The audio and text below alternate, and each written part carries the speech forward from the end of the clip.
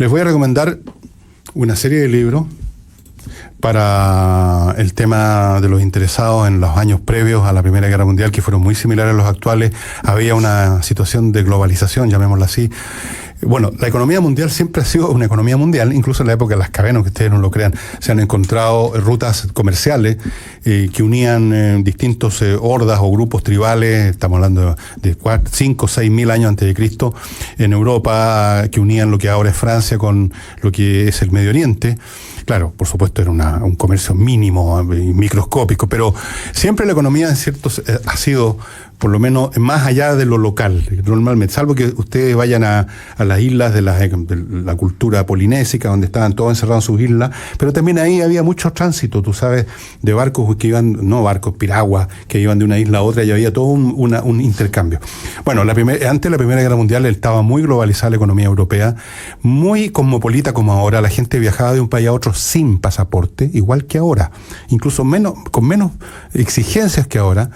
Era un mundo muy que se sentía muy europeo, tal como ahora. Había un idioma de intercambio universal, que ahora es el inglés, en esa época era el francés, y por lo menos las élites sentían que el mundo estaba en un proceso de progreso imparable.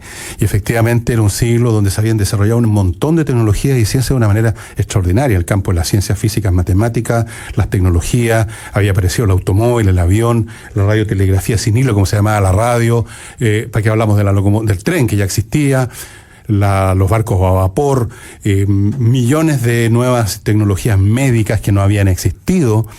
Era un mundo que progresaba mucho, las artes también estaban cambiando en el campo de la música, de la pintura, habían aparecido ya los impresionistas, los cubistas, en la música apareció, primero Wagner con su cromatismo, luego aparecieron Schoenberg, Webern y otros con otros sistemas tonales, dodecafónicos, etcétera. Era un mundo muy progresivo, eso es lo que les quiero decir, más progresivo incluso que el de ahora en términos de saltos importantes. Ahora más bien tenemos una acumulación en el campo de la informática especialmente.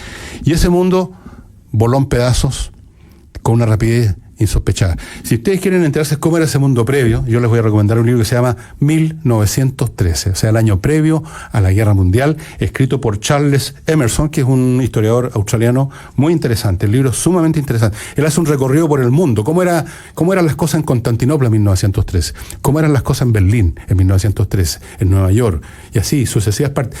Y hay fotografías y ustedes pueden verlas. Y es impresionante lo moderno que era ese mundo.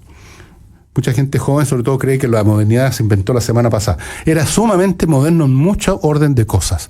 Muy moderno, muy cosmopolita, recuerda mucho. Y sin embargo, al cabo de un proceso muy breve se desató la guerra. Y para ese proceso tan rápido, les recomiendo otro libro que se llama Los Cañones de Agosto, The Guns of August, de doña Bárbara Tuchman, una historiadora norteamericana ya fallecida, de gran vuelo. Y de la misma Bárbara Tuchman, un libro que se llama La Torre de la Soberbia o del Orgullo, The Tower of Pride, del Orgullo. La Tower of Pride de la misma Bárbara Tuchman. Les recomiendo también un libro que mencionó aquí un caballero, uno de nuestros corresponsales, El Mundo de Ayer, de Stefan Zweig. Y finalmente, entre mis recomendaciones, podría darles 20 más, pero ¿para qué?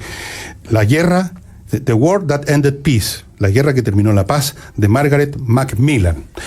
Aquí tenemos 3-4 historiadores de las más diversas orígenes y formaciones que se dedican al tema del mundo previo a la Primera Guerra Mundial. Déjame. Y con qué facilidad, termino el tiro, con qué facilidad aún los mundos más progresivos, los mundos más estables, se trizan, lo cual demuestra una tesis del gran historiador Donald Kagan de que la paz no es un estado que de repente es interrumpido por la guerra, sino que la paz es una cosa que se tiene que estar cuidando todos los días. Déjame plantearte lo siguiente, porque tú te sitúas en estos países previo a la guerra, a la primera.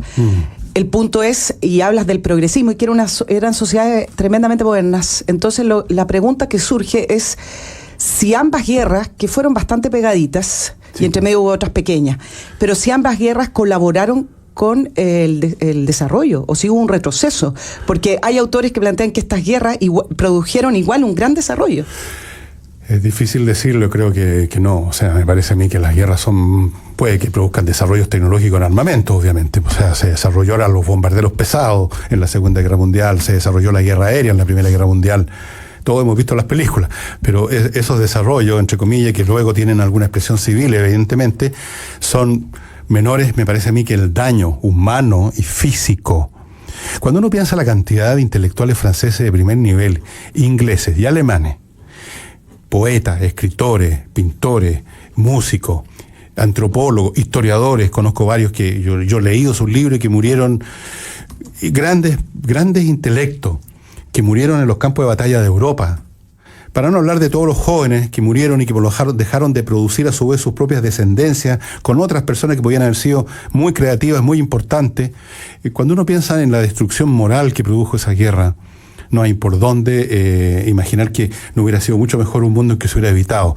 Yo creo que estaríamos 50 o 100 años más adelantados ahora sin esa guerra de lo que estamos hoy. Pero ¿acaso la Unión Europea, lo dejo planteado para irnos a una pausa, la Unión Europea, llámala anteriormente Comunidad Europea, salió de la Segunda Guerra. ¿Acaso no fue una consecuencia de la Esa es una de las consecuencias buenas, esa es una de las consecuencias buenas, pero habían otros factores de unificación que venían en camino y que fueron interrumpidos por la guerra, así que es muy difícil hacer lo que se llaman los contrafactuales. Vamos a una pausa y volvemos ahora a lo local, a lo chileno, a la sopaipilla, entonces, al sopaipaillazo de La Vega, sí.